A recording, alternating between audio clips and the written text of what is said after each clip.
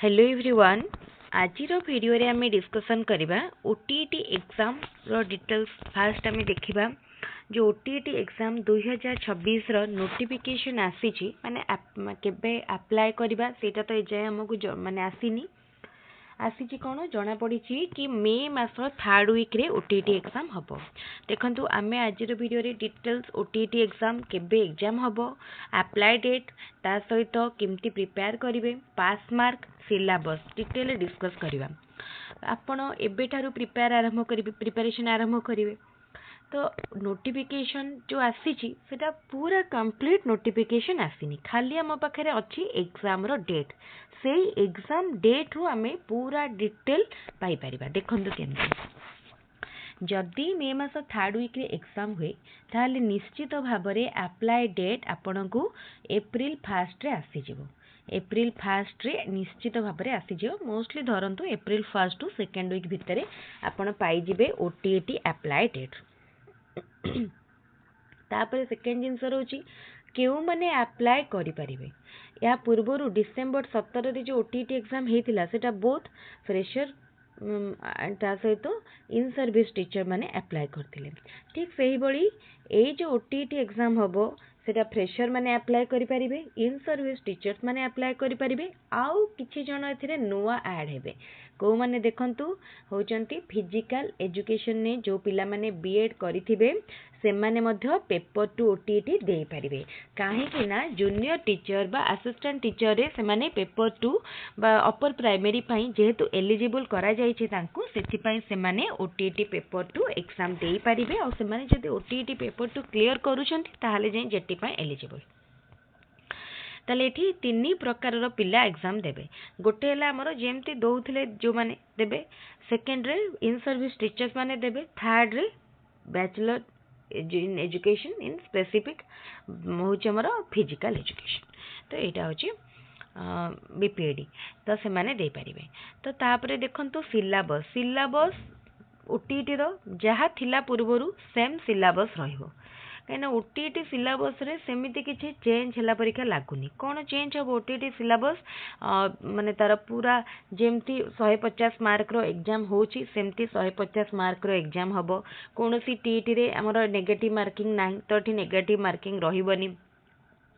आउ रहिला पास मार्क जेमती अच्छी हाँ सेटा पास मार्क टा आमे कहि परिया।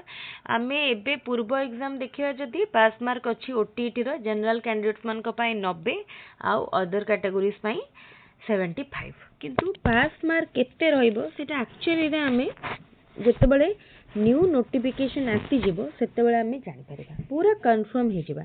एबे पर्यंत आपण माने जदी प्रिपेयर करूछंती ताले सेम प्रीवियस पास मार्क को टारगेट रखी करंतु। पास मार्क कमीबार बहुत माने रिड्यूस होबार बहुत कम पॉसिबिलिटी रही छै, किंतु फिर भी कहि परिबानी आमे कारण जानि नाहंती ए सब जिनस ऊपर लेवल हुए। आमे केवल एतकी गेस करि परिबा को एग्जाम केबे हबो, आमे सिलेबस को डिस्कस करि परिबा, ए सब करि परिबा, किंतु केते बळे एटी बढ़ी जाय कोन पास मार्क कमी जिवो सेटा केवल जणा हमकु गवर्नमेंट हमर बीएससी ओडिसा जे एग्जाम प्रो कंडक्टिंग बॉडी हटिके। सिलेबस देखंतु सिलेबस टी हमर जहा भी अछि एठी देखंतु एठी सिलेबस पेपर 1 पेपर 2 पई तो यहाँ जमती अच्छी सेमती रहिबो। पेडागोजी जमती मार्क जितकी मार्क क्वेश्चन आसला इंग्लिश ओडिया सब्जेक्ट सेतकी मार्क आसीबो। मु एटी फिजिकल एजुकेशन जो माने बीएड करछंती से माने पेपर टू सिलेबस नहीं देख प्रिपेयर करिवे।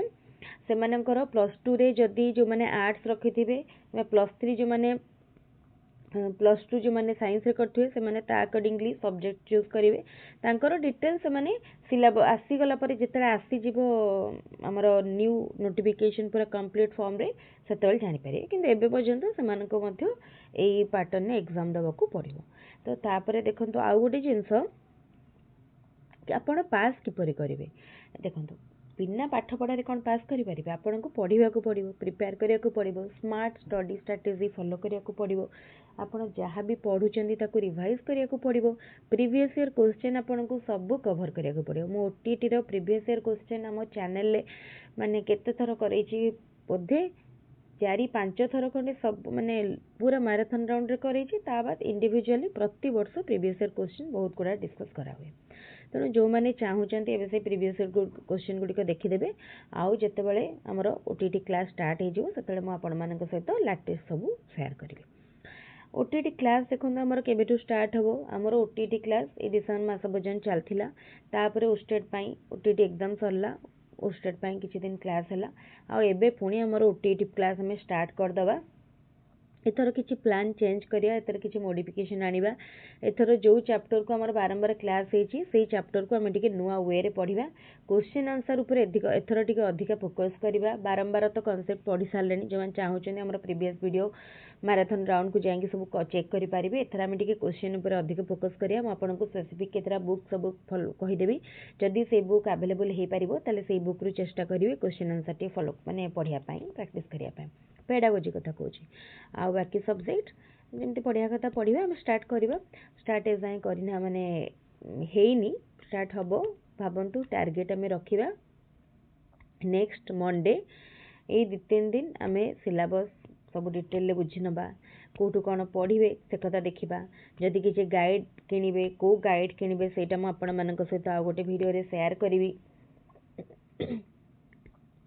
तापरे प्रैक्टिस पई आपण गाइड रो सब्जेक्टिव आछि ऑब्जेक्टिव आछि कोट आनले बेटर रहइबो सेटा जदि आपण यूट्यूब चैनल थ्रू रे प्रिपेयर करछन्ती कहार सब कोट प्रिपेयर करिवे ते सब आमे आ गोटे वीडियो रे एक्जेक्टली डिस्कस करबा ई सिलेबस को देखि नंतु आपण मन को निश्चित जानि परिबे सिलेबस रे कोन सब रहिछि सिलेबस रो पीडीएफ समस्त पाखरे थिबो मो बे टेलीग्राम चैनल ले पीडीएफ टी को शेयर कर देबी जो माने चाहूँगी ये सिलेबस टी डाउनलोड करने टेलीग्राम चैनल लिंक मो डिस्क्रिप्शन बॉक्स रे दे देछि टेलीग्राम रे जॉइन करी सिलेबस को डाउनलोड करि पारिबे हमर क्लास गुडी मोस्टली सब राति रे मो रिकॉर्ड करि दोछि आउ ताकू अपलोड दिन टाइम रे करिवे जेहेतु दिन टाइम रे टाइम एते मैनेज हेई पारुनी बहुत गुडा क्लास अपलोड करबा माने रिकॉर्ड करबा पॉसिबल न तेणु मते जो टाइम रे सुविधा हबो मो सेई टाइम रे क्लास को रिकॉर्ड करनेबी आउ आपण मानक सहित जेते संभव हो शीघ्र अपलोड करनेबी तापर आउ जदि कहार किसी डाउट थाए सपोज मु कहूँ जमी जड़े पेपर 2 रो मैथमेटिक्स सब्जेक्ट अच्छी तो से मैथ रो पर्टिकुलर किसी चैप्टर बुझी पारना आपण कमेंट जदि पर्टिकुलर सेटा मेंशन करेंगे आम निश्चित भाव में सेटा गोटे स्पेशल क्लास रे डिस्कस करना कहीं मुझे कही रखुच्छी आम आर्ट सोशल स्टडीज रो क्लास पूर्वर किंतु जदि सब्जेक्ट कथा कहि मोस्टली साइंस सब्जेक्ट उपरे आगुरी बेसी क्लास करछि कहीं जेहेतु मु साइंस बैकग्राउंड माने को बिलोंग करुछि तेनु फास्ट टू सब क्लास बेसी साइंस मैथ रहउतला आउ तापरे मु सोशल स्टडीज रो भी प्रीवियस ईयर क्वेश्चन एंड ता सहित सोशल स्टडीज रो भी इंपोर्टेंट मॉक टेस्ट शेयर करिछि आपण मानक सहित आगु को अधिक शेयर करबी कहीं एमती किसी ना जे मु साइंस बैकग्राउंड रो जे मु सोशल साइंस रो करि परिबिनी सेटा भूल कथा सब्जेक्ट किछि दिन आपण जेतेबेले कंटीन्यूअसली गोटे सब्जेक्ट पढ़िबे किछि जदि माने किछि क्वेश्चन देखिबे देन आपण करि परिबे किछि सेटा प्रॉब्लम नाही काहेकि ना जो माने भी सबू सिंगल यूट्यूब चैनल सबू चलाउछंती माने निजे सबू चैनल को मैनेज करछंती पढ़ौछंती सबू सब्जेक्ट को से माने ऑब्वियसली से माने सब से अनुसार मैनेज करके करूछंती पढ़ा पड़ो से आपण मानू सब प्रकार हेल्प करेंगे आउ स्पेशली से मैं थैंक्स कहि जो मैंने आम चैनल थ्रू रे पढ़ी मत कमेंट रे जनइछंती कि आम पास करूँ आम आपण चैनल थ्रू रे पढ़ी मत बहुत खुशी लगिला से कमेंट सब देखिकी जहाँ भी हो समस्त को नहले भी किछि जन तो एटलिस्ट देखुछंती आउ सेमानकु निश्चित भाव में हेल्प मिलूची आ पास भी करछंती मते बहुत खुशी लागला आउ सेमानकु तो मुई वीडियो माध्यम कहबी कि आगु को जदि से जूनियर टीचर एग्जाम दियंती निश्चित भाव में तांको आम चैनल थ्रू रू जहाँ भी हेल्प दरकार सब मिल पारिबो लास्ट एंड मोस्ट इम्पोर्टेंट होची जेटी केबे आसीबो सेथिपाई सबुबले बेसी कंट्रोवर्सी आछे ए टॉपिक रे जहाँ भी गोटे वीडियो जदि जेटी रिलेटेड पकेबो संगे संग समस्त कमेंट रे पूरा फाइट लगी जाउछंती जेटी आसीबनी मिछ कथा सरकार हमको ठकुचंती बारंबार ओटीटी ना रे ठका चली देखंतु जूनियर टीचर आसीबनी बोली किए कहला निश्चित आसीबो काहे कि ना बहुत वैकेंसी अच्छी प्राइमरी एजुकेशन रिनोवेट करा जाउची सबू माने तार वैकेंसी जहाँ भी अच्छी सबू फिलअप करा जिवो 3टी फेज रे हबो कुहा जायछि आ सेटा फिलअप भी करा जिवो किंतु देखंतु प्रथमे आमे एमती तो हठात कि बाहर कर दे पारिबेनी ସେଥିପାଇଁ ଗୋଟେ ପ୍ଲାନ୍ ୱେରେ ସବୁ କରାହେଉଥିବ ମେ ବି ଉପର ଲେବୁଲରେ। କାହିଁକି ଦେଖନ୍ତୁ ଆଉ ଥରେ OTET ବାହାରିଲା, ଫିଜିକାଲ୍ ଏଜୁକେସନ୍ ପିଲାମାନଙ୍କୁ ତାଙ୍କୁ ବି ଗୋଟେ ଅପରଚ୍ୟୁନିଟି ଦିଆଗଲା। ହଁ ହୁଏତ ପ୍ରୋସେସ୍ ଆମର ଯଦି ଆମେ କହିବା ଟିକେ ସ୍ଲୋ, ଗୋଟେ ଜିନିଷକୁ ଆମକୁ ୱେଟ୍ କରିକି ବର୍ଷେ 2 ବର୍ଷ ରହିବାକୁ ଲାଗୁଛି, କିନ୍ତୁ ନିଶ୍ଚିତ ବାହାରିବ। ଆପଣମାନେ ଆଶା ହରେଇ ଦିଅନ୍ତୁନି, ନିଶ୍ଚିତ ବାହାରିବ। ଆଉ ଦେଖିବେ ଯେଉଁମାନେ ପରିଶ୍ରମ କରିଥିବେ ସେମାନେ ନିଶ୍ଚିତ ଭଲ ଫଳ ପାଇବେ। ଜୁନିୟର ଟିଚର ଏଇଟା ଯଦି ମେ ବେଳକୁ ଏକ୍ଜାମ୍ ହେଲା, ମେ 3rd ୱିକ୍, ଭାବନ୍ତୁ ସେଇ ଜୁଲାଇ ଅଗଷ୍ଟ ବେଳକୁ ଜୁନିୟର ଟିଚର ଆସିଯିବ। ଆଉ OTET ତା ପୂର୍ବରୁ ହେବାର ପସିବିଲିଟି ନାହିଁ ବା ଚାନ୍ସ ବହୁତ କମ୍, ନ ହେଇପାରେ।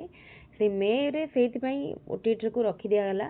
ମେରେ OTET ହେଲେ ଜୁଲାଇ ଅଗଷ୍ଟ ବେଳକୁ ହେବ, ପ୍ରାୟତଃ ଆସିଯିବ ଜୁନିୟର ଟିଚର ନୋଟିଫିକେସନ୍। ତ ଜୁନିୟର ଟିଚର ଏକ୍ଜାମର ନୋଟିଫିକେସନ୍ ଆସିବାକୁ ଆପଣ ଅପେକ୍ଷା କରନ୍ତୁନି, ଆପଣ ଏବେଠାରୁ ପଢ଼ାପଢ଼ି ଲାଗି ପଡ଼ନ୍ତୁ। ଯେଉଁମାନଙ୍କର OTET କ୍ୱାଲିଫାଏ ହେଇଯାଇଛି ତ ବହୁତ ଭଲ କଥା, ସେମାନେ ଡିରେକ୍ଟଲି ଯେଟି ସିଲାବସ୍ ଦେଖିକି ତାର ପ୍ରିପାରେସନ୍ ଚଲାନ୍ତୁ।